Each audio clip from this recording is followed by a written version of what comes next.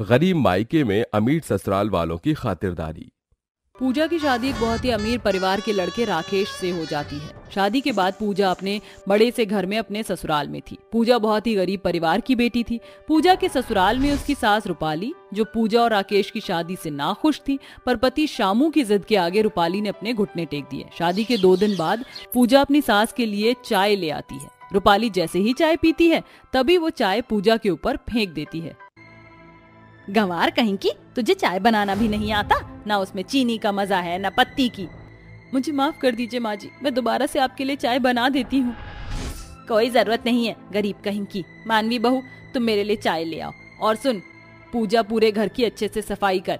और एक बात कान खोल कर सुन ले, अगर मेरे घर के महंगे सोफे पर तूने बैठने की हिम्मत भी की ना, तो तुझे इस घर से ही बाहर निकाल दूंगी मैं। जा यहाँ से। पूजा उदास होकर घर में सफाई करने लग जाती है। थोड़े समय बाद रूपाली की बड़ी बहू मानवी रूपाली के लिए चाय ले आती है। माँ जी, ये पूजा तो बहुत ही गंवार है। देखिए उसका पहनावा कैसे नौकरों की तरह है। फटे पुराने कपड़े पहनकर इस घर में घूम रही है। इसके मायके वालों ने इसे कपड़े भी नहीं दिए थे क्या? आस पड़ोस वाले अगर इस पूजा का ऐसा अवतार देखेंगे तो क्या कहेंगे कि इतने बड़े घर की बहू ऐसी फटीचर। पता नहीं तुम्हारे ससुर जी को इस गरीब पूजा में क्या दिख गया था जो इसे अपने घर की बहू बना लाए। इधर पूजा घर की सफाई कर रही थी, तभी पूजा के माता पिता आलोक और अनीता पूजा के ससुराल आते हैं। पूजा के माता पिता बहुत ही गरीब थे। उन्हें देखकर पूजा बहुत खुश हो जाती है। अरे माँ, पिताजी आप दोनों आइए आइए। पूजा अपने माता पिता को घर के अंदर ले आती है। घर में सोफे पर रूपाली और मानवी दोनों बैठे थे। आलोक और अनीता को देखकर रूपाली गुस्से में लाल पीली हो जाती है। कैसी हो समधन जी? हाँ हाँ अच्छी हूँ। क्यों मरे आप दोनों यहाँ? रूपाली के ऐसे बोल सुन आलोक अनीता दुखी हो जाते हैं। बिटिया की याद आई तो चले आए। ये लीजिए, हम आपके लिए मिठाई लाए हैं। हटाओ इसे, अपनी तरह ही गंदी बदबूदार लाए होगे मिठाई। माँ पिताजी आप दोनों बैठिए ना, मैं आपके लिए पानी ले आती हूँ। आलोक और अनीता जैसे ही सोफे पर बैठने लगते हैं तभी रूपाली कहती है, अरे अरे ये क्या कर रहे हो? मेरे महंगे सोफे को गंदा कर दोगे क्या? नीचे बैठो फर्श पर। सोफे पर बैठने चले हैं गरीब कहीं के। नीचे बैठो और पानी पीकर निकलो यहाँ से। ये सुनकर अनीता और आलोक की आंखों से आंसू निकल आते हैं, पर बेटी का ससुराल देखकर वो दोनों खामोश रहे। ये देखकर पूजा भी रोने लगती है। माँ पिताजी, मैं आपके लिए पानी लाती हूँ। नहीं बेटिया, रहने दे। बस तुझे एक बार देखने की इच्छा थी, इसीलिए यहाँ चले आई। अच्छा समधन जी, हम चलते हैं। हमारे आने से अगर आपको तकलीफ हुई हो तो हम माफी चाहते हैं। इतना कहकर दोनों पूजा के ससुराल से चले जाते हैं। अपने माता पिता का इतना अपमान देखकर पूजा बहुत रोने लगती है। माँ जी, ये मिठाई का क्या करूं? फेंक दे इसे घर के बाहर। पता नहीं किन किन बीमारियों में मुब्तला रहते हैं इस पूजा के गरीब माता पिता। पूजा, दोबारा तुम्हारे माता पिता यहाँ नहीं आने चाहिए। अपनी सास के मुंह से ऐसी बातें सुनकर पूजा और रोने लगती है। दिन प्रतिदिन पूजा के साथ उसके ससुराल में इसी तरह का बर्ताव होता रहा। कोई उसके साथ बैठकर खाना भी नहीं खाता था, न पूजा को कोई अपने पास बैठने देता था। एक दिन राकेश, कुलदीप, शामू घर में हड़बड़ाते हुए आते हैं। तीनों की ऐसी हालत देखकर घर के सभी सदस्य हैरान हो जाते हैं। जी क्या हुआ? हाँ पिताजी से बहुत बड़ी गलती हो गई है। फैक्ट्री का जो अरबों रुपए का माल पिताजी ने अपने गोडाउन में रखा था, उसमें आग लगने की वजह से फैक्ट्री का वो सारा माल जलकर खाक हो गया है। क्या? जलकर खाक हो गया? पर कैसे? पता नहीं रूपाली, ये सब कैसे हुआ? अचानक आग लग गई और सब जल गया। मैंने आपको पहले ही कहा था पिताजी, इतनी बड़ी जिम्मेदारी अपने कंधों पर मत लीजिए, पर आपने मेरी एक नहीं सुनी। माँ, फैक्ट्री वालों ने अपने माल के बदले हमारा सब कुछ हमसे छीन लिया है। हम रास्ते के भिखारी बनकर रह गए हैं। ये घर, करोड़ों की जायदाद, ये सब फैक्ट्री वालों ने हमसे छीन लिया है, क्योंकि हमने उनका इतना बड़ा नुकसान जो कर दिया। ये बात सुनकर सारे परिवार में मातम छा गया था। थोड़े समय बाद फैक्ट्री वाले घर आकर शामू के पूरे परिवार को घर से धक्का देकर बाहर निकाल देते। महलों में सोने वाले आज रास्ते के भिखारी बनकर रह गए थे। जेब में एक पैसा नहीं था, न पास में कोई सामान था। मानवी बहू, हम तेरे मायके चलते हैं ना, जब तक हमारे हालात ठीक नहीं हो जाते हम वहीं रहेंगे। अरे नहीं नहीं माँ जी, मेरे मायके वालों को क्यों परेशान कर रहे हो आप? वो पहले ही अपनी परेशानी में जी रहे हैं, हम वहां नहीं जाएंगे। ये बात सुनकर रूपाली रोने लगती है। चलिए हम सब मेरे मायके, मेरे गांव चलते हैं। मेरे माता पिता हम सबका बहुत अच्छे से ख्याल रखेंगे। पूजा की बात सुनकर शामू सबको पूजा के मायके ले जाता है। पूजा अपने माता पिता को सारी बात विस्तार से बताती है। पूजा के मायके वाले बहुत ही गरीब थे। उनका एक छोटा सा घर था और उस घर में केवल एक ही पंखा था। आइए आइए आइए सब लोग आइए, इसे अपना ही घर समझिए। सारे लोग घर के अंदर आकर बैठ जाते हैं। तभी अनीता सबके लिए पानी लाती है। अरे अनीता, ये पानी मत दो, बिटिया के ससुराल वालों को फ्रिज का ठंडा और ताज़ा पानी पीने की आदत है। रुको, मैं अभी सबके लिए गांव की दुकान से ठंडा फ्रिज का पानी ले आता हूँ। आलोक दौड़ता हुआ जाता है और 1000 रुपए का उधार बिस्लेरी का ठंडा पानी ले आता है। ये देखकर पूजा के ससुराल वाले शर्मिंदा हो जाते हैं। आलोक भाई, इतना महंगा पानी लाने की क्या जरूरत थी? क्यों आपने इतनी तकलीफ की? हम पी लेते मटके का पानी। अरे नहीं नहीं समधी जी, आप लोग हमारी बिटिया के ससुराल वाले हैं। हम आपको यहाँ किसी भी चीज की तकलीफ नहीं होने देंगे। ये बात सुनकर रूपाली की आंखों में आंसू आ जाते हैं। रात का समय आलोक अपने गांव की एक दुकान से किश्तों पर एक बड़ा सा एसी खरीद कर लाता है और अपने घर में लगाता है। पिताजी, ये एसी कहाँ से लाए आप? आपके पास तो इतने पैसे नहीं रहते। बेटिया, ये एसी तेरे पिताजी किश्तों पर लाए हैं। तुम्हारे ससुराल वालों को एसी में सोने की आदत है ना, तो हम उन्हें गर्मी में कैसे सुलाते। ये बात रूपाली चुपके से सुन लेती है और ये सुनकर वो बहुत शर्मिंदा हो जाती है। चलिए आप सब यहाँ आराम से एसी में सो जाइए। अगर किसी चीज की जरूरत हो तो हमें बता देना। हम यहीं बाहर आंगन में सो रहे हैं। क्या? नहीं ससुर जी, आप बाहर आंगन में मत सोइए। एक तो इतने गरीब होने के बाद आपने हमारे लिए इतना महंगा ठंडा पानी लिया और अब इतना महंगा एसी भी लाई ताकि हमें गर्मी से ना सोना पड़े। आप इतनी तकलीफ मत कीजिए प्लीज ससुर जी, हमें अच्छा नहीं लग रहा आपको ऐसे तकलीफ देना। अरे इसमें तकलीफ की क्या बात है, आप सब चिंता मत कीजिए। बल्कि मुझे तो खुशी हो रही है कि हमें आप सबकी सेवा करने का अवसर मिला है। चलिए चलिए आप सब सो जाइए। अपनी बहू के मायके वालों का ऐसा प्यार देखकर शामू का परिवार बहुत खुश हो जाता है। धीरे धीरे दिन गुजरते गए। आलोक और अनीता पूजा के ससुराल वालों को बढ़िया बढ़िया पकवान बनाकर खिलाने लगे। उनकी बहुत अच्छे से खातिरदारी करने लगे। एक दिन आलोक अपनी पत्नी अनीता के सोने के कंगन बेचकर किश्तों में एक फ्रिज ले आता है ताकि पूजा के ससुराल वाले ठंडा पानी पी सकें। ये देखकर रूपाली रोते हुए कहती है, मुझे माफ कर दीजिए समधन जी, समधी जी। मैंने आप दोनों और पूजा बहू के साथ हमेशा ही बुरा बर्ताव किया है। ऐसा बर्ताव जैसा कोई किसी जानवर के साथ भी नहीं करता होगा। उसके बाद भी आप सब हमारी इतनी सेवा कर रहे हैं। मुझे माफ कर दीजिए, मैं अपनी गलतियों पर बहुत शर्मिंदा हूँ। नहीं नहीं समधन जी, आप बड़े हैं, आप हमसे माफी मत मांगिए। जो हुआ वो सब भूल जाइए और अब से एक नई खुशियों भरी शुरुआत करते हैं।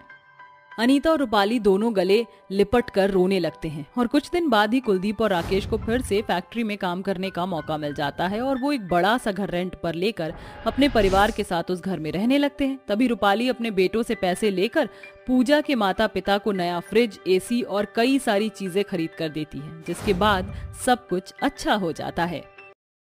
नखरे दिखाने वाली जेठानी।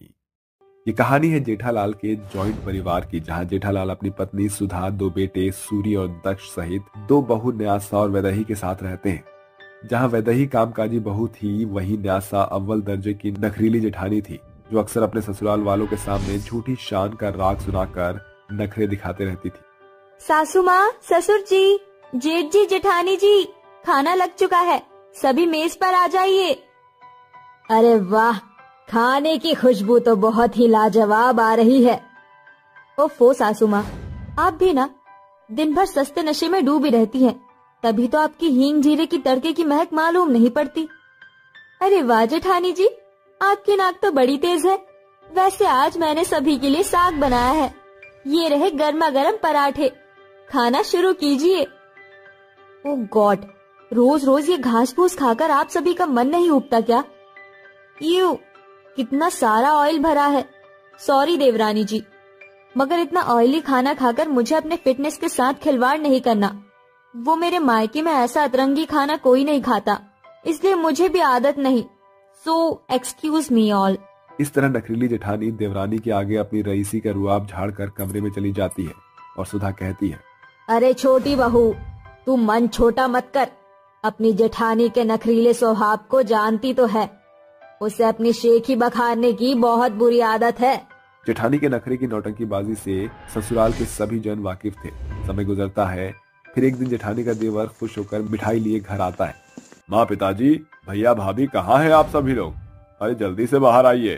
अरे क्या बात है दक्ष, आज तेरा चेहरा सीप की मोती के जैसा चमक काहे रहा है? पिताजी आपका बेटा मैनेजर बन गया है, ये लीजिए मिठाई खाइए। माँ आप भी खाओ। मुबारक हो छोटे, मेरा भाई मैनेजर बन गया, वाह। आप सब तो ऐसे खुश हो रहे हो जैसे देवर जी भारत के प्रेसिडेंट बन गए हो। मामूली से मैनेजर ही तो बने हैं। जेठानी जी, ये पोस्ट मेरे पति ने महीनों की कड़ी मेहनत के बाद हासिल किया है, फिर भी आप खुश होने की बजाय फीका मुंह बना रही है। ओफो देवरानी जी, तुम्हारे साथ दिमाग खपाने के बाद मुफ्त का सरदर्द लेने से बेहतर है देवर जी से बात करती हूँ। देवर जी, किसने कहा था आपको इतना स्ट्रगल करने को? मेरे डैडी बड़े बिजनेस टाइकून हैं। आप कहते तो सिफारिश लगवाकर चुटकियों में मैनेजर की कुर्सी आपकी होती। शुक्रिया भाभी, लेकिन मेरे घर वालों ने सिफारिश के बल पर कमाने की सीख नहीं दी है। ओह गॉड, इन मिडिल क्लास वाले लोगों की यही प्रॉब्लम होती है। भले घर में रूखा सूखा खाकर रात काटनी मंजूर है, मगर सिफारिश के बल पर आगे नहीं बढ़ना। सड़ते रहेंगे सारी जिंदगी अठन्नी चवन्नी के चक्कर में। इस तरह एक बार फिर न्यासा अपनी रईसी का रुआब झाड़ते हुए कमरे में आकर फुसफुसाने लगती है। पता नहीं किन फटे हालों के बीच फंस गई हूँ मैं, जहाँ किसी को भी अमीर होने की होड़ नहीं। समय बीतता है जिसके साथ बढ़ता है जेठानी के नखरे। एक दिन देवरानी आंगन में लगे हैंडपंप के आगे बैठी कपड़े धो रही थी, तभी जेठानी गुस्से से चीख पड़ती है। अरे ओ मेरी अक्ल से पैदल देवरानी जी, तुम्हारी परेशानी क्या है? अरे अरे क्या हुआ जेठानी जी, यूं घनघोर घटाओं की तरह क्यों गरज रही हो मुझ पर? अरे तुमने जो देर दोपहर आंगन में धोबी घाट का निर्माण किया है, तो मेरा गरजना बरसना तो बनता ही है। अरे अब ये कौन सा नया नाटक शुरू कर दिया तूने न्यासा बहू? पता था मुझे आप बीच में जरूर कूदेंगी। सारे फसाद की जड़ आप ही है सासू माँ। महीने भर की कमाई हमारे पति आपके हाथों में थमाते हैं, फिर भी आपके पल्लू की गांठ ढीली नहीं होती। ये एक वॉशिंग मशीन खरीद ले। सब समझती हूँ मैं, आप दोनों सास बहू जानबूझकर ये करती हैं। मेरी देवरानी देर रात टपाटप कपड़े पलट पीट कर हल्ला मचाती है। अभी इसी वक्त बंद करो ये कपड़े धोना। अब की बार मेरी नींद खराब करके मुझे खुंदक मत दिलाना। इस तरह नखीली जेठानी अपनी भोली देवरानी को धमकाकर कमरे में चली जाती है और सास कहती है, अरे रहने दे छोटी बहू, बाकी के बचे खुचे कपड़े बाद में धो लेना, वरना इस ड्रामा क्वीन की किलकिल युद्ध में ना बदल जाए। ऐसे ही समय गुजरता जाता है, बावजूद इसके जेठानी के नखरे टस से मस नहीं होते। वो कभी खाने में कमी निकालती थी तो कभी अपने नखरे की आड़ में मायके का महंगा स्टेटस आंकते हुए ससुराल वालों को नीचा दिखाती। फिर एक दिन सास कहती है, बस बहुत हो गया, अब इस न्यासा के नखरे बेहिसाब हो गए हैं। आज इसे बताना ही होगा कि ये चाहती क्या है। माँ जी चलिए। दोनों सास बहू न्यासा के कमरे की तरफ कदम बढ़ाते हैं, जहाँ खुली खिड़की देखकर वो अंदर झांकने लगते हैं, जहाँ सूरी अपनी पत्नी के पांव दबा रहा होता है। ओहो सूरी, तुम मेरे पांव फूल की तरह क्यों सहला रहे हो? अरे दबा रहा हूँ डार्लिंग, पता नहीं किस स्टील बॉडी से बनी है मेरी बीवी। तुमने कुछ कहा क्या? अरे नहीं नहीं, मैं तो बस मुंह हिला रहा था। मेरी क्या जरूरत जो मैं तुम्हारे आगे कुछ बक सकूं? हाँ मतलब क्या बोल सकूं? देख रही है सासू माँ, जेठ जी तो पूरी तरह जोरू के गुलाम बन गए हैं। अरे बहू, सारा चक्कर इसकी नौटंकी की है। अब अगर मैंने भी इस टेढ़ी खीर को ठूठ की तरह सीधा न किया तो मैं भी सुधा नहीं। इसके बाद दोनों सास बहू जेठानी के नखरे पर काबू पाने के लिए साजिश बुनती हैं। फिर उसी रात, क्या बात है देवरानी जी, आज किचन पर तालाबंदी है क्या? ना कुछ बनाया ना खाने को बुलाया। अरे जेठानी जी, खाना तो बन ही गया और सफाचट भी हो गया, और तुमने अपनी जेठानी को खाने पर बुलाना जरूरी नहीं समझा? अरे उस पर क्यों बरस रही है बड़ी बहू? मैंने ही मना किया था वैदेही को। वो क्या है ना, अब तुझे घास फूस खाने की आदत तो है नहीं, और तुम मन मार कर खाए ये अच्छा थोड़ी लगता है। सास की बात सुनकर जेठानी आगे कुछ नहीं कहती और सीधे कमरे में आती है। ऐसे ही समय बीतता है और फिर, देवरानी जी, ये तुम्हारे जेठ जी के कपड़े हैं, इन्हें धो देना, सारे कपड़े गंदे हो गए हैं। अरे जेठानी जी, आपके पिताजी तो बड़े बिजनेसमैन हैं, उनसे एक वॉशिंग मशीन मंगवा लीजिए और धोते रहिए कपड़े। वो क्या है ना, आपके महंगे कपड़े कहीं खारे पानी से खराब ना हो जाए। मुझे जरा काम है, इसलिए मैं तो चली अपनी गली। इस तरह देवरानी और सास साथ मिलकर जेठानी को मजा चखाती हैं। अब ना तो कोई खाने के लिए पूछता है और ना ही जेठानी के जिद्दी दागदार कपड़े धोता है। मगर इतने में जेठानी के नखरे कहाँ घटने वाले थे। सब समझती हूँ मैं इन सास बहू की चंकी चाट चाल को, मगर मेरे पास क्रेडिट कार्ड है जिससे काम बन जाएगा। इसी तरह से जेठानी पैसे खर्च कर बाहर से खाना मंगवाती और कपड़े भी धुलवाती है। मगर कुछ ही दिनों में सारे पैसे नखरीली जेठानी के शौक के कारण स्वाहा हो गए थे, जिसके बाद जेठानी के पास अपना हाथ जगन्नाथ के सिवा कोई चारा नहीं बचा था। आखिर में जेठानी के नखरे कुड़कुड़ाहट में बदल गए। कभी सोचा नहीं था कि ऐसे दिन देखने पड़ेंगे। अरे क्या हुआ बड़ी बहू, पैसे की गर्मी ठंडी पड़ गई क्या? मगर तू तो बता रही थी तेरे बाबूजी बड़े टाटा बिरला हैं, उनसे पैसे मंगवा ले। सास और देवरानी नखरीली जेठानी को ताने मारती हैं, जिसे सुनकर जेठानी के जहन में बसा झूठ जुबान पर आ जाता है। बस कीजिए सासू माँ, मुझे भिगो भिगो कर जूते मत मारो। मैं तो बस ठाट बाट से रहने के लिए झूठी बड़ाई आंकती थी और झूठे नखरे दिखाती थी। जेठानी जी, इंसान की कदर झूठी शान और शौकत से नहीं बल्कि सच्चे रिश्ते से ठहरती है। आपने अपने ससुराल वालों के सीधेपन का नाजायज फायदा उठाया, इसलिए हमें आपको अर्श से फर्श पर लाना पड़ा। बेचारी नखरीली जेठानी का सर शर्म से नीचे झुक जाता है और वो अपना कच्चा चिट्ठा कबूल करके पछताते हुए कहती है, आप सभी मुझे माफ कर दीजिए। मुझे नहीं पता था कि मेरे नखरे एक दिन मुझे ही महंगे पड़ जाएंगे। अब मैं फिर कभी नकली नखरे नहीं करूंगी। ये हुई ना बात बड़ी बहू। शुक्र है अब मुझे अपनी बीवी के नखरे नहीं उठाने पड़ेंगे। उस दिन के बाद से न्यासा अपने बेतु के नखरे छोड़कर न सिर्फ अपने ससुराल वालों के साथ घुल मिलकर रहने लगी, बल्कि घर के कामों में भी अपनी देवरानी के साथ साथ बराबरी की हिस्सेदारी भी निभाया करती थी। गरीब के घर अमीर बारात। ये कहानी है धर्मा के घर की, जिसमें कुल 4 जन रहते थे। पत्नी सीता, बेटा राजू और जवान बेटी गौरी। अब जहाँ गरीब के लिए आमदनी ही अठन्नी हो तो एक गरीब कैसे अपनी बेटी की बारात का समर्थ बटोर पाएगा। रोज की तरह धर्मा जब घर लौट कर आता है, उसके हाथ पांव खेत की कीचड़ मिट्टी में सने होते हैं। वह आंगन में गड़े हैंड पंप से हाथ पांव धोने लगता है। गौरी बेटी, जल्दी से बाबूजी के लिए खाने की थाली लगा दे। बस लाई माँ। ऐसा कहते हुए गौरी खाने की थाली लेकर रसोई से बाहर आकर अपने पिता को खाना परोसती है। ये लीजिए बाबूजी, खाना खाइए। अरे नहीं बिटिया, आज मुझे बिल्कुल भी भूख नहीं है, मैं सोने जा रहा हूँ। ये कहकर धर्मा मैली चादर ओढ़कर सोने का ढोंग करता है, जिसके पीछे बेटी की शादी की बड़ी विडंबना छुपी थी।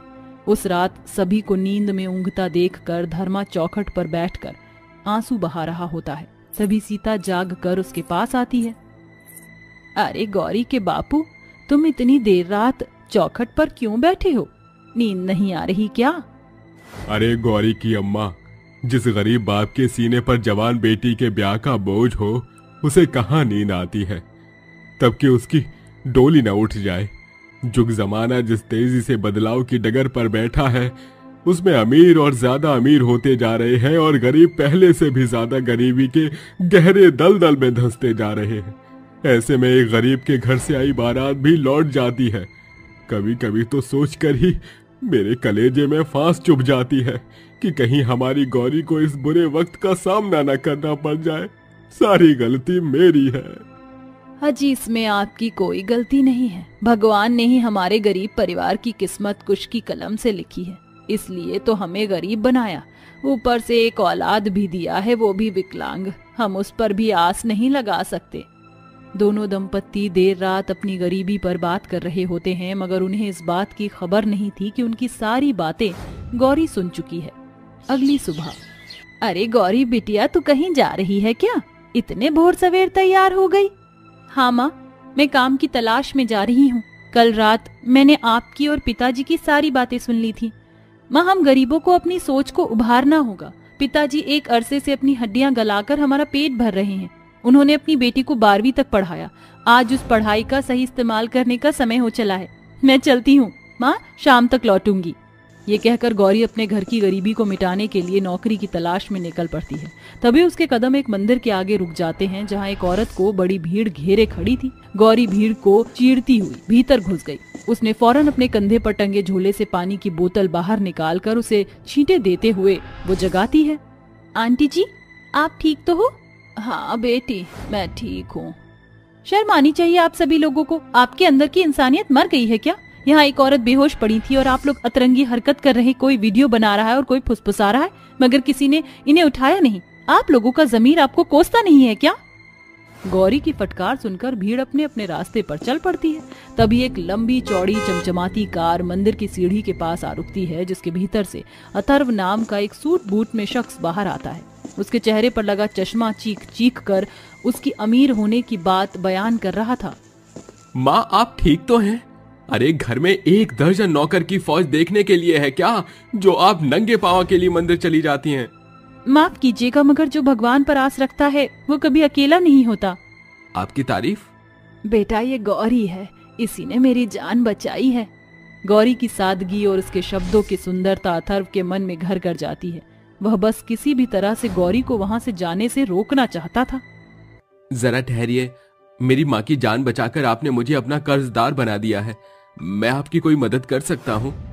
गौरी अपने घर की गरीबी से लेकर नौकरी की बात बताती है, जिसके बाद अथर्व कहता है, समझ लीजिए आपकी नौकरी पक्की। मुझे अपनी माँ के लिए एक केयर टेकर की जरूरत है। देखिए ना, कुछ ही पलों में माँ आपके साथ कितना घुल मिल गई हैं। आपको इस काम में कोई आपत्ति तो नहीं? गौरी के दिलो दिमाग में बस अपने घर की गरीबी को मिटाने का ख्याल दौड़ रहा था। उसने फौरन काम के लिए हामी भर दी और कार में बैठकर चल पड़ी। कुछ देर बाद गाड़ी एक बड़े से बंगले के बाहर रुकी, जिसके बोर्ड पर बड़े अक्षरों में ओबरॉय मेंशन लिखा था। तभी भावना की भाभी बोल पड़ी, अरे देवर जी, ये मेरी देवरानी है क्या? ओहो भाभी, आप भी ना। गौरी, ये मेरी भाभी है। ये मेरे पिता पारितोष ओबेरॉय और भाई ऑफिस में है। जी नमस्ते। जीती रहो बेटी। और ये माँ की केयर टेकर है। काम के पहले दिन अथर्व उसे महीने भर की पगार दे देता है, जिससे गौरी के घर की बहुत सी जरूरत सध जाती है। इधर अथर्व का पूरा परिवार गौरी से घुल मिल जाता है। सभी अपनी आंखों में गौरी को बहू बनाने का ख्वाब संजो बैठते हैं और फिर एक सुबह वह सह परिवार शगुन के साथ उसके घर आते हैं। जी नमस्ते, किससे मिलना है? जी, क्या हुआ साहब, मेरी बिटिया ने कुछ किया है क्या? हाँ अंकल जी, आपकी बेटी ने मेरे देवर जी का दिल चुरा लिया है। भाई साहब, बहन जी, ईश्वर की दया से हमारे पास दौलत शोहरत की कोई घटी नहीं। बस हमारी झोली में अपनी गौरी डाल दीजिए। रसोई से सटकर खड़ी गौरी ये सुनकर खुशी से फूले नहीं समा रही थी। अरे भाई साहब, अब जो कि हम रिश्ते में बंधने जा रहे हैं, इसलिए अब आपकी इज्जत हमारी इज्जत है। ये पैसे स्वीकार कीजिए। हम चाहते हैं कि एक गरीब के घर भी गाजे बाजे से बारात आए। अच्छा, इजाजत दीजिए। अगले ही दिन से गौरी की शादी की बधाइयां बजने लगती हैं। पूरा घर फूलों और लड़ियों से रोशन हो उठा था। सभी औरतें बारी बारी से गौरी को हल्दी लगा रही थी। भगवान तेरे चेहरे की रंगत इस शगुन की हल्दी से बढ़कर बनाए रखे मेरी बच्ची। इस तरह हल्दी की रस्म बीतने के अगले दिन मेहंदी की रस्म का आयोजन होता है और दूल्हे की भाभी मेहंदी लेकर गौरी के घर आती है। अरे भावना जी, आइए, मेरे गरीब खाने में आपका स्वागत है। आंटी जी, दुल्हन की मेहंदी और शादी का जोड़ा लाई हूँ। कल शाम को मेकअप वाली भी आ जाएगी। बड़ी भाग्यवान है जी हमारी गौरी, जो उसे इतना मान दान देने वाला ससुराल मिल रहा है, वरना हमने तो सोचा भी नहीं था कि हमारी बेटी की डोली उठेगी। देखते ही देखते रात ढल जाती है और शादी का दिन दस्तक देता है। लड़के वालों की ओर से भेजी गाड़ी उनके गरीब घर के आगे रुक जाती है। धर्मा अपने परिवार के साथ बैंक्वेट हॉल पहुंचता है, जहां कई सारी मेकअप आर्टिस्ट मिलकर गौरी का दुल्हन का मेकअप करती हैं। कहीं हलवाइयों के कढ़ाई से उठ रही मिठाई की महक माहौल में घुल रही थी, तो कहीं बैंक्वेट की सजावट हो रही थी और शाम ढलने के साथ आतिशबाजियों से पूरा आसमान गूंज उठा, जिसके साथ बड़े गाजे बाजे के साथ बारात बैंक्वेट में आती है, जहां गौरी की सास और भाभी ने सोने के भारी गहनों से वो लदी हुई थी। वहीं ससुर जेठ महंगी शेरवानी में जच रहे थे। वहीं धर्मा और सीता हाथ जोड़कर बारात की खातिर भाव करते हैं। आइए आइए, पधारिए साहब। ये क्या समधी जी, आप हमारे सामने हाथ जोड़कर अपनी बेटी के ससुराल वालों को शर्मिंदा कर रहे हैं? मगर समधी जी, यही तो जात बिरादरी और जग की रीति है। बेटी के बाप को हर सूरत में झुकना ही पड़ता है। अरे समधी जी, ये दुनिया ऐसी कई अजीबो गरीब रीति रिवायत से भरी है, जिसमें अमीर गरीब का फर्क फासला है। मगर आज दुनिया भी देखेगी एक विवाह ऐसा भी जिसमें अमीर गरीब का भेदभाव नहीं, बल्कि हम ही बाराती और हम ही परिवार हैं। काश काश समधी जी हर जन की सोच आप जैसी होती तो दान दहेज के अभाव से किसी गरीब की बेटी की बारात न लौटती। अगले ही पल वरमाला की रस्म शुरू होती है, जिसके बाद गौरी और अथर्व 7 फेरों के बंधन में बंध जाते हैं और बैसाखी पर खड़ा भाई अपनी बहन को विदाई देता है। जीजा जी मेरी दीदी को खुश रखना। माँ बाबूजी अपना ख्याल रखना। जा बेटी, भगवान तुझे हर खुशी दे, तेरे ससुराल में कभी कोई घटी ना होने पाए। और आखिर में एक गरीब की बेटी की बारात शहनाई की गूंज के साथ ससुराल के लिए रवाना होती है। ये कहानी है रामदिन के घर की, जो अपनी पत्नी गोदावरी और बेटी राखी के साथ एक भाड़े के घर में गरीबी के दिन काट रहा था। वो भोर की पहली पौड़ी के साथ जाकर जलाने के लिए लकड़ियां काटने जंगल जाता है। अजी लाल चाय बनाई है, 2 घूंट पीते जाओ। अरे भाग्यवान, तुम्हारी बोली में झिझक क्यों सवार है? क्या करूं जी, भगवान ने जैसे हमारे घर की किस्मत कूश की कलम से लिखी है। कितने बसंत बहार बीत गए, अब तो लगता है जैसे इस गरीबी के गड्ढे से हम कभी नहीं उबर सकेंगे। फिर ये किराए की छत भी कब छिन जाएगी, कोई पता नहीं। ऐसा कहते हुए गरीब गोदावरी की आंखें डबडबा जाती हैं, साथ ही रामदिन भी रो पड़ता है। तभी राखी अपने माता पिता के टूटे हुए मन का हौसला अफजाई करती है। माँ बाबूजी, जीवन तो सुख दुख का संगम है और ये गरीबी अमीरी एक सिक्के के 2 पहलू के जैसे हैं। भले हम गरीब हैं, मगर हम साथ तो हैं। देख रही हो भाग्यवान, हमारी राखी सयानी हो चली है। अच्छा मैं जंगल जा रहा हूँ। गरीब रामदिन अपनी कुल्हाड़ी और गतान लेकर जंगल जाता है, जहाँ जंगल के सरकारी मुलाजिम हर लकड़हारे को जंगल से खदेड़ रहे थे, जिसे देखकर रामदिन दुखी मन से घर लौट आता है। बाबूजी, आज आप इतनी जल्दी लौट आए? राखी बिटिया, जंगल पर रोक लगा दी गई है, अब मैं निहत्था हो गया हूँ। अजी संभालिए खुद को, ईश्वर का अस्तित्व जग से अभी मिटा नहीं है, वो कोई ना कोई राह खोलेंगे। घटते सूरज की लाली के साथ अंधेरा घिर आता है। तभी मणिलाल उनके दरवाजे पर आ धमकता है। रामदिन, अरे ओ रामदिन, अरे कहाँ छिपा बैठा है, बाहर आ। अरे मणिलाल जी, आप यहाँ क्यों? अब क्या मुझे अपनी ही मिट्टी पर लात रखने के लिए तुझ जैसे गए गुजरे गरीब से इजाजत मांगनी पड़ेगी? ये मिट्टी मणिलाल की मलकियत है। आज 30 तारीख है, इस महीने की मिलाकर तुझे 6 महीने का भाड़ा चुकाना है। चल जेब ढीली कर। मणिलाल जी, अभी मेरे पास एक फूटी कौड़ी भी नहीं है, मुझे थोड़ी मोहलत दे दीजिए, मैं आपका पाई पाई चुका दूंगा। अब मैं तुम मुफ्तखोरों को 1 दिन की भी मोहलत नहीं दूंगा, इसी पल मेरा घर खाली कर दो। मणिलाल जी, हम गरीबों पर ऐसा गजब मत ढाइए, हमें बेघर मत कीजिए। गोदावरी को अपने आगे गिड़गिड़ाता देखकर मणिलाल अपनी मूंछों को ताव देते हुए राखी को एकटक ताकते हुए कहता है, ठीक है, मैं तुम्हें बेघर नहीं करूंगा, बदले में तुम अपनी बेटी का ब्याह मुझसे करा दो।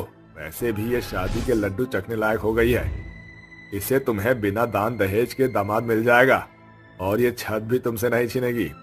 अपनी बेटी से दोहरे उम्र के मणिलाल की ये घिनौनी सोच सुनकर गरीब माता पिता सामान की गठरी बांधकर घर से निकल जाते हैं, क्योंकि वो जानते हैं कि मणिलाल जैसे शख्स हर मोड़ पर लालच की ललक लिए खड़े हैं कि कब किसी गरीब बात की बेबसी का फायदा उठाएं और उसकी बेटी को फाड़ खाएं। सड़क पर सनसनाती हवाएं उन तीनों से टकरा रही थी। चलते चलते वो एक पाइपलाइन के पास आ पहुंचते हैं, जो इन गरीबों का गढ़ बन गया। अगली सुबह, बिटिया, अपना और अपनी माँ का ख्याल रखना, मैं काम की खोज में जा रहा हूँ। बाबूजी, लाल चाय बनाई है, पी कर जाइए, इससे आपके इस ठंडी बयार में गर्माहट मिलेगी। राखी पाइप के बाहर चूल्हा फूंकती हुई चाय बना रही थी। बहती बयार से बार बार चूल्हा बुझ रहा था, मगर उस गरीब की बेटी ने जैसे तैसे चाय बनाकर अपने माता पिता को परोसा, जिसके बाद रामदिन काम की खोज में निकल पड़ा। दूर एक चाय की दुकान पर सूट बूट पहने हुए एक शख्स बैठा हुआ था, जो आंखें गड़ाकर उस गरीब परिवार के बीच से प्यार की झांकी देख रहा था। दिन बीतते गए और गुजरते दिनों के साथ ठंडी बयार का उत्कर्ष बढ़ता चला गया। उस ठंडी हवा के बीच पाइपलाइन के बाहर बैठी राखी चूल्हे पर रोटियां सेक रही होती है। उसके तन पर एक सूट के सिवाय कुछ नहीं होता, जिसकी वजह से उसके हाथों के रोए सिहर उठते हैं। अरे राखी बिटिया, तू भीतर आकर बैठ जा, देखिए पुरवाई बयार पानी की तरह बह रही है। ठंड के मारे ठिठुर रही है तू, बाकी की रोटी मैं बना दूंगी। नहीं माँ, आप भीतर ही रहिए, आपको पता है मैं नहीं चाहती कि इस पूस की पुरवाई बयार से आपकी तबीयत बिगड़े। अपने माता पिता के प्रति स्नेह भाव ने चाय की दुकान पर बैठे वेदांत को घेर लिया था। हर दिन के साथ वो राखी की ओर और खिंचा चला जा रहा था। वो हर सुबह चाय पीने के बहाने पाइपलाइन में बसे उस गरीब परिवार के बीच का सार्थक स्नेह देखने आया करता था। तभी एक दिन वेदांत चाय वाले से उनके बारे में पूछताछ करता है। राधे, ये परिवार इस पाइपलाइन में क्यों रहता है? अरे बाबूजी, कुछ दिन पहले ही इस पाइपलाइन में आए हैं। वो रामदीन चाचा हैं और राखी है उनकी बिटिया, भले गुणों से भरी है। रामदीन काका तो दिन रात बिटिया की शादी की सोच में डूबे रहते हैं। इस गरीबी में रूखा सूखा खाकर रात काट रहे हैं। फिर गरीब की बेटी का हाथ थामना कौन चाहता है? फिर वेदांत अपनी कार में सवार होकर सीधे अपने घर आता है। उसका घर बहुत ही आलीशान और बड़ा था, जहां वो अपनी बीमार माँ के सर पर हाथ फेरता हुआ मुट्ठी बांधे बोलता है, माँ, मुझे बहू मिल गई है, बहुत जल्द वो तुम्हारे पास होगी। अगले दिन वेदांत उस पाइपलाइन के पास आता है। उस गरीब परिवार की टुकड़ी उसे देखकर स्तब्ध हो जाते हैं और खौफ से भरी गोदावरी फुसफुसाती है। अजी, लगता है ये बाबूजी इस पाइपलाइन के अधिकारी हैं। देखिए बाबूजी, ये पाइपलाइन मुझ गरीब परिवार का आखिरी आसरा है। हमें यहाँ से मत खदेड़ना। काका, मैं आपकी बेटी का हाथ मांगने आया हूँ। वेदांत की बात सुनकर रामदीन, राखी और गोदावरी सोच में घिर जाते हैं। तभी गोदावरी कहती है, मगर बेटा, तुम बड़े बाबूजी होकर हम गरीब की बेटी से शादी क्यों करना चाहते हो? क्योंकि ये गरीब की बेटी गुणों की धरोहर पर भरी होती है। राखी दिन रात खुद सर्दी की ठिठुरन सहकर आप दोनों को बर्फबारी से बचाती रही, इसलिए इससे बेहतर बहू मेरी माँ के लिए कोई नहीं हो सकती है। अपनी राखी मुझे दे दीजिए। ये सुनकर उस गरीब दंपत्ति की झुर्रियों से घिरी आंखों में बुझी हुई आस एक बार फिर उजागर हो जाती है और ठंड के उस ठहराव में राखी की शादी की तैयारियां शुरू हो जाती है। गोदावरी पाइपलाइन में ही अपनी बेटी की हल्दी की रस्म करती है। राखी बेटी, अपने माँ बाबूजी को माफ कर देना। हम तेरी विदाई एक भले घर से कर सकने के समर्थ नहीं है। ऐसा ना कहो माँ। बुरे वक्त में ये पाइपलाइन ही हम गरीबों का बसेरा बना था। आज इसी पाइपलाइन में मेरे हाथ पीले हो रहे हैं। आप और बाबूजी इस गरीब बेटी के सरजमीन है। मेरी डोली यहीं से उठेगी। हर दिन के साथ शादी की रस्म बढ़ रही थी, जिसके साथ बढ़ रहा था सर्दियों का सिलसिला। अगली सुबह गोदावरी कहती है, अजी, आज राखी की मेहंदी की रस्म है। कहीं से मेहंदी का बंदोबस्त करो। चिंता मत करो भाग्यवान, मैं कुछ करता हूँ। ऐसा कहते हुए रामदीन ठंड में ठिठुरता हुआ मेहंदी की खोज में निकल पड़ता है। उसके शरीर पर ना तो शॉल स्वेटर था, ना पाँव में चप्पल, मगर फिर भी उसकी आंखों में एक बड़ी सी चमक थी। आखिरकार उस गरीब की बेटी का घर बसने जा रहा था। कुछ दूर आने के बाद उसकी नजर मेहंदी की बहुतेरी झाड़ियों को देखकर झिलमिला उठती है। भगवान का शुक्र है, मेहंदी मिल गई, जल्दी से तोड़ लेता हूँ। रामदीन जल्दी जल्दी मेहंदी और कुछ आम के पत्ते और जंगल की जमीन पर बिखरे रात रानी के फूल तोड़कर घर लौट आया, जहाँ गोदावरी ने मेहंदी पीसकर मेहंदी की रस्म रीत को पूरी की। वहीं रामदीन ने भी फूल पत्तियों के गठजोड़ से पूरे पाइपलाइन को सजा दिया। बाबूजी, खाना खा लीजिए। हाँ बेटिया, आज आखिरी बार अपने हाथों से मुझे खाना खिला दे, क्योंकि कल सवेरे तो हमारी सोन चिड़ैया ससुराल चली जाएगी। अगली सुबह पूरे पाइपलाइन के चारों ओर बर्फ बिखरी हुई होती है, जहाँ वेदांत और राखी की शादी हो जाती है। और वेदांत कहता है, माँ बाबूजी, आज से राखी मेरी धर्म पत्नी बन चुकी है। इस नाते मैं आपका बेटा हुआ और अब आप मेरे साथ रहेंगे। अरे नहीं बेटा, बेटी के बाबुल का तो उसके ससुराल में रहना कभी नहीं शोभता है। तो अब मैं आपके घर का खर्च और रखरखाव का भार उठाऊंगा। इससे आपके दिल को ठेस नहीं पहुंचेगी और आपको ये ठंड में ठिठुरना भी नहीं पड़ेगा। वेदांत का सरल स्वभाव देखकर रामदीन का दिल खुशी से भर उठता है।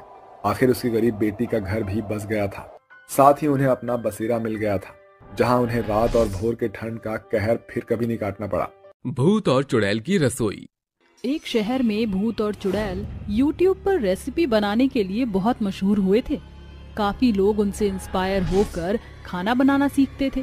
तभी एक दिन उनके हजारों फैन के सामने एक फैन उनसे इंटरव्यू लेते हुए पूछती है, सर आखिर आप दोनों इतने डिफरेंट क्यों हैं? मतलब बाकी लोग अपनी शक्ल दिखाते हैं और खाना बनाते हैं, लेकिन आप दोनों ने हॉरर वाला मास्क पहनकर खाना बनाया है। इसके बावजूद भी काफी लोग आपको पसंद करते हैं, आखिर ऐसा क्यों? हाँ सर, आखिर दोनों अपना असली चेहरा दिखाते क्यों नहीं हैं? हम आपके चेहरे के पीछे का सच जानना चाहते हैं, तो दिखाइए अपना असली चेहरा। आपने जो प्यार दिया वो चाहकर भी कम नहीं होगा, लेकिन अब जो हम आपको बताने वाले हैं वो आपके लिए काफी शॉकिंग और सरप्राइज वाला हो सकता है। हाँ बिल्कुल, और हम कह नहीं सकते कि इस सच को जानने के बाद शायद ही आप हमें इतना प्यार दें या ना दें। ऐसा क्या सच है? क्या ऑडियंस आप लोग इनके सच के बारे में जानने के लिए एक्साइटेड हैं? हमें अपने सेलिब्रिटी मास्टर शेफ भूत और चुड़ैल के बारे में जानना है। तो सुनिए, सच ये है कि हम कोई झूठ मूठ का भूतिया मुखौटा नहीं पहनते हैं। हम सच में ही भूत और चुड़ैल हैं। क्या आप सच में भूत और चुड़ैल हैं? पर कैसे? ये कैसे हो सकता है?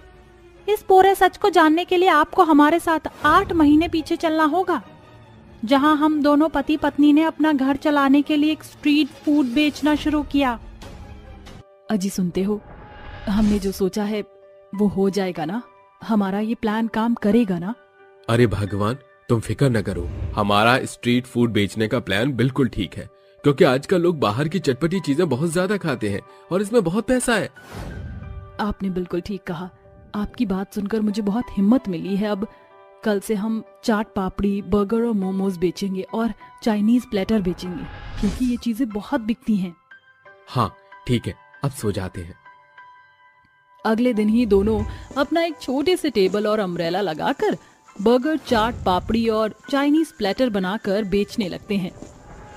आइए आइए, चाट पकौड़ी, कॉन्टिनेंटल, चाइनीज चीज को खाइए। बर्गर है, चाउमीन, मंचूरियन, चाट पापड़ी और पूरा कॉम्बो भी है। आइए आइए, मिनिमम प्राइस पर चटपटी चाइनीज चीजें खाइए। नई दुकान खुलने पर 1 हफ्ते तक पहले कस्टमर को फ्री बर्गर। आइए आइए आइए।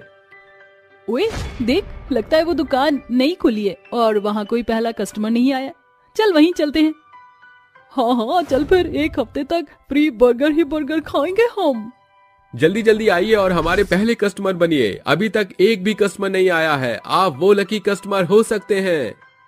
तभी वो दोनों लड़कियां और उनके साथ 2 लड़के भी वहां पहुंच जाते हैं और कहते हैं, सुनिए जरा हमें चाइनीज प्लेटर तो दीजिए। ओहो, ये चारों तो एक साथ आ गए और हमारा लगे कस्टमर तो एक ही था। अब क्या करें? सुनिए, पहले मैं आया। हम आपके लकी कस्टमर है ना? नहीं, ऐसे कैसे? हम आए हैं, पहले हम हैं वही लकी कस्टमर और हमें हफ्ते तक बर्गर फ्री मिलेगा। तान्या, आखिर हमारे कस्टमर को बुलाने की जो टेक्निक थी वो काम कर ही गई। आप बिल्कुल सही कहते हैं। आप चारों फिक्र मत कीजिए, आप चारों ही हमारे लकी कस्टमर हैं जिन्हें 1 हफ्ते तक फ्री बर्गर मिलेगा। ये अब तो मजा आएगा। जल्दी से एक बर्गर और चाइनीज प्लेटर लगा दीजिए। मोनिका, बर्गर भी ले लूं? हाँ ले ले। पीयूष, जो मैं खा लूंगा वही तो खाएगा ना? हाँ यार। ठीक है भैया, चाट पापड़ी, टिक्की, मंचूरियन, फ्रेंच फ्राइज और नूडल्स दे दीजिए। ये लो, आप चारों का ऑर्डर तैयार है। वाह आंटी, आपके हाथ का खाना तो बहुत ही यम्मी है। हाँ आंटी, ऐसा डिलीशियस, अमेजिंग, और वो भी मैंने आज तक किसी के ठेले पर नहीं खाया है। सच में आपने काफी अच्छा बनाया है। मैं अपने और भी दोस्तों को लेकर आऊंगा और मेरे बर्थडे पर सारा खाना आपकी तरफ से आएगा। अरे हाँ हाँ बेटा, शौक से। ये लो हमारा नंबर, जब भी जरूरत हो ऑर्डर कर देना, हम सारा खाना बना लेंगे। ये लीजिए भैया पैसे। इस तरह से वो लोग उनके हाथ का खाना खाकर खुश हो जाते हैं और उनकी दुकान पर कस्टमर को भेजने लगते हैं। 2-4 दिन बाद ही उन कपल के स्ट्रीट फूड खाने सभी लोग आते हैं और देखते ही देखते 1 महीने में वो मशहूर हो जाते हैं। उन्हें अलग अलग जगहों से ऑर्डर भी आते हैं, जैसे कि अब वो birthday party, kitty party, weddings में कैटरिंग का काम भी करते थे। तभी एक शख्स उनके हाथ का स्ट्रीट फूड खाकर कहता है, oh wow, it's very amazing taste. मुझे यकीन नहीं हो रहा है कि आप दोनों हस्बैंड वाइफ मिलकर इतना अच्छा खाना बनाते हैं और मैंने बहुत सुना है आप बहुत मशहूर भी हैं। मैं आपके हाथ का खाना, मुझे तो बहुत अच्छा लगा है। थैंक यू सर कि आपको हमारे हाथ का स्ट्रीट फूड अच्छा लगा। इसलिए मैं आपको अपनी पहचान बनाने का एक मौका देता हूँ कि आप अपना ये खाने का टैलेंट दुनिया के कोने कोने के लोगों को बताएंगे और दिखाइए। सर, हम कुछ समझे नहीं। अरे कांग्रेचुलेशंस, आप मास्टर शेफ कपल में आ रहे हैं एज अ कपल कंटेस्टेंट जोड़ी। क्या सच में? इसका मतलब आप एक शेफ हैं? Oh my God, thank you so much sir, आपने हमें ये अपॉर्चुनिटी दी। आप देखना, हम जरूरी ये खिताब जीतेंगे। ये कहते ही तानिया दुनिया के सामने टीवी पर मास्टर शेफ कपल के किचन में खाना बनाते हैं और एक एक करके सारी चुनौतियों को पार कर लेते हैं। लास्ट में 3 कंटेस्टेंट कपल खाना बनाने के लिए बचते हैं। ये लास्ट राउंड इसके बाद हमारा मास्टर शेफ कपल चुना जाएगा। आप 3 लोग ही बचे हैं, मिहिर बेला, कार्तिक नायरा और तान्या गगन। 10 मिनट में आपको दूध से एक बेहतरीन डिश बनानी है। नायरा, हम ये खिताब जीतना ही चाहते हैं और हमें ये जीतना ही होगा, चाहे उसके लिए हमें जैसा भी करना पड़े। हाँ तुम सही कहते हो, हम इनके दूध को खराब कर देंगे ताकि ऐसा कुछ भी बना ही ना पाए। सुनिए जी, मैंने सोचा क्यों ना हम फिरनी बना लेते हैं, वो बेस्ट रहेगा। हाँ ठीक है। वो दोनों ही अपने कुकिंग स्टेशन पर खाना बनाते हैं तो चुपके से नायरा उनके दूध में नींबू छोड़ देती है, जिसके बाद उसके दूध खराब हो जाता है और फिर अपना खाना बनाने लगती है। तभी फटे दूध को देखकर तान्या कहती है, ये क्या, मैं फिरनी कैसे बनाऊंगी, हमारा दूध फट गया। ओहो, अब हम कैसे जीतेंगे। तान्या, फटे हुए दूध से रसगुल्ले बना देते हैं। ठीक है। तभी वो दोनों फटे दूध से एक नई मिठाई बना लेते हैं। कुछ देर बाद सब अपनी डिश शेफ को खिलाते हैं, जिसे खाने के बाद वो कहता है, देखिए, मुझे अपना मास्टर शेफ कपल किचन का विजेता मिल चुका है और उसका नाम है, देखना ये जरूर हारेंगे। वो लकी कपल कोई और नहीं बल्कि स्ट्रीट फूड पर सस्ता बेचने वाले पति पत्नी तान्या और गगन हैं। इनकी डिश में वो मिठास थी जो मैं इतने सालों से तलाश कर रहा था। आइए मिस्टर एंड मिसेस शर्मा। हमारी ट्रॉफी इन्होंने छीन ली, अब हम इन्हें मार डालेंगे। तभी वो इन्हें मास्टर शेफ की विनिंग ट्रॉफी देते हैं, जिसे लेकर वो वापस लौट ही रहे थे कि गुस्से में नायरा और कार्तिक उन्हें मारकर चले जाते हैं। साथ ही उनसे वो ट्रॉफी भी ले जाते हैं। तभी वो दोनों चुड़ैल बनने के बाद कहते हैं, आज ही उन लोगों ने हमें ट्रॉफी के लिए मार डाला। अभी तो मैं और लोगों को अपने हाथ का खाना खिलाना चाहती थी। मैं भी तान्या, इन्होंने हमें भले ही मार डाला लेकिन हम अपने हाथ का खाना सबको खिलाएंगे और शुरुआत YouTube चैनल से करेंगे।